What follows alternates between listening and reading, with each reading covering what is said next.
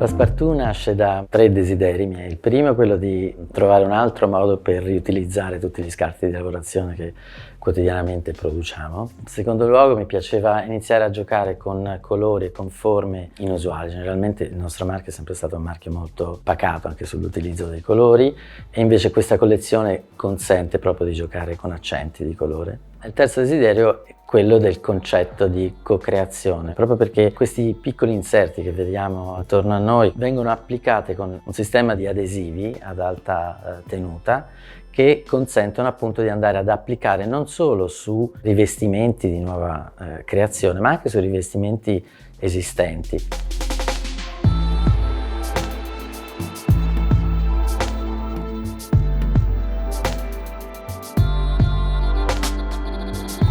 Abbiamo deciso di dargli il nome Passepartout perché praticamente è una cornice di pietra di un colore magari più tenue per dar poi risalto ad un elemento centrale o non necessariamente centrale, perché possiamo anche applicarlo con questo adesivo in qualsiasi punto per dare forma a colori e forme diverse.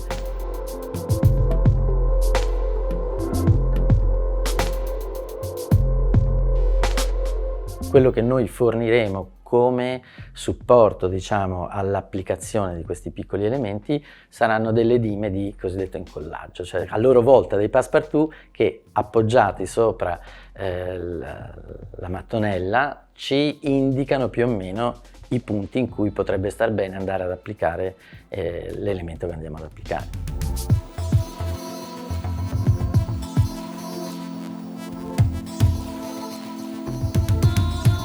L'altro esperimento che abbiamo fatto quest'anno è quello di reinterpretare, tornando alle origini, perché Salvatore nasce negli anni 40 come un'azienda di legnami,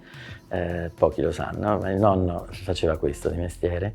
e quindi abbiamo voluto riprendere quello che è stata l'evoluzione dell'azienda, quindi le texture a cui siamo abituati nella pietra naturale le abbiamo riprodotte nel legno. Il legno, che oltretutto è un materiale che si sposa benissimo in abbinamento alla pietra, che viene a volte percepita come un materiale freddo, diciamo. Il legno aiuta a scaldarla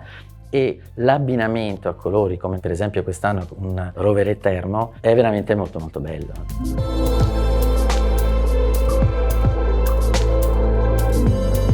Spesso ci capita di fare residenze in cui l'ambiente bagno viene diviso, per esempio il bagno per lui, il bagno per lei, e mi sono reso conto che non esiste una logica di, usando un termine inglese, one size fits all, che una misura vale per tutti, per cui ho chiesto a Piero Lissoni di interpretare e di decifrare queste esigenze convertendole in un allestimento del mobile bagno che desse soddisfazione all'uno all'altro.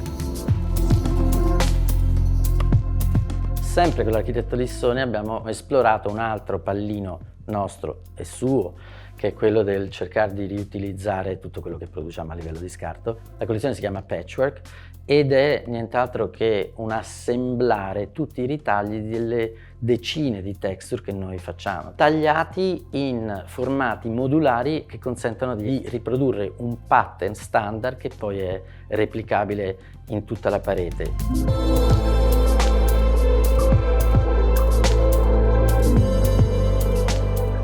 L'ultima cosa, non certo per importanza, è quest'anno una collaborazione che abbiamo voluto fare con questo giovane artista che ho scoperto per puro caso, che è un ragazzo che si dedica, diciamo, a costruire delle architetture molto molto belle con i Kapla, che sono praticamente un gioco con cui molti di noi hanno giocato da bambino. E la cosa bella è che non vengono incollati, non vengono fissati, vengono semplicemente appoggiati l'uno sopra l'altro e si arriva a creare delle sculture fino a 4 metri di altezza. E ancora una volta ridà dignità ai pezzi rotti, che è una cosa che ci diverte esplorare il più possibile in ogni collezione che facciamo.